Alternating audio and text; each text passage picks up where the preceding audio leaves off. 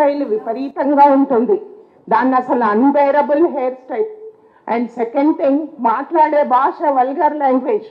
ఇవి ఏమీ పట్టించుకోకుండా we are focusing only on education. Education ఇస్తాం సార్, వాడు ఎట్లా అంటాడు ఉన్నా యాజ్ అ టీచర్గా, యాజ్ అ హెడ్ మాస్టర్గా మేము అన్ని ప్రయత్నాలు చేస్తాం వానికి చదవడం రాయడం నేర్పించడానికి, వాని పైకి తీసుకురావడానికి.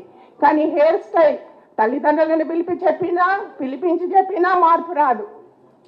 తల్లిదండ్రులు కూడా మా మాట వినట్లేదమ్మా, మరి ఏం చేయాలి మేము? ఆ హెయిర్ స్టైల్ చూస్తూ ఓర్చుకోలేము.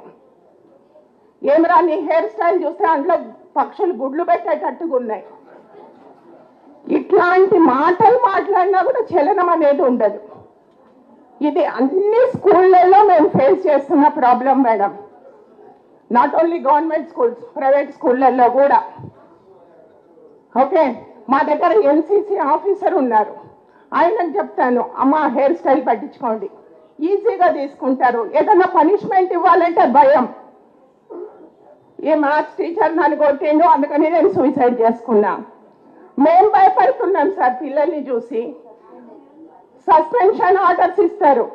ఏంది ఇది? మేము యాజ్ అ టీచర్గా ధైర్యంగా పోయి ఒక పిల్లోనికి నువ్వు చేసింది తప్పురా,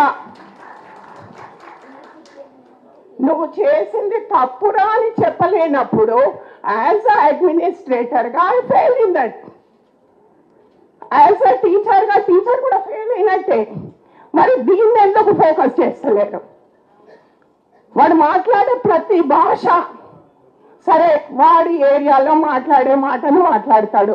నాన్న ఇది కాదురా, ఇట్లా మాట్లాడరా అని ఏ తెలుగు టీచరో చెప్తే ఈజీ. ఆ టీచర్ పోగానే easy, take it easy. Okay, ఆ లాంగ్వేజ్ అట్లనే కంటిన్యూ అవుతుంది, ఆ హెయిర్ స్టైల్ అది అట్లనే కంటిన్యూ అవుతుంది. ఈ మీడియా ప్రభావంతో పిల్లలు ఇట్లా తయారవుతున్నారు. మరి మీడియా గురించి ఎందుకు మాట్లాడరు? సినిమాలకు ఎందుకు మీకు పర్మిషన్ ఇస్తున్నారు? ఆ పుష్ప సినిమా చూసి నా స్కూల్లో సగం మంది పిల్లలు చెడిపోయినారు.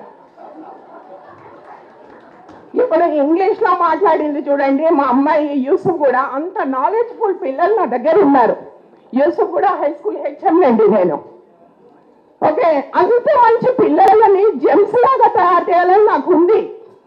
కానీ ఈ మీడియా జడగొడుతుందే, మరి దానికి సర్టిఫికేట్ ఎట్లా ఇస్తున్నారు? దాన్ని ఎందుకు ఆలోచించరు?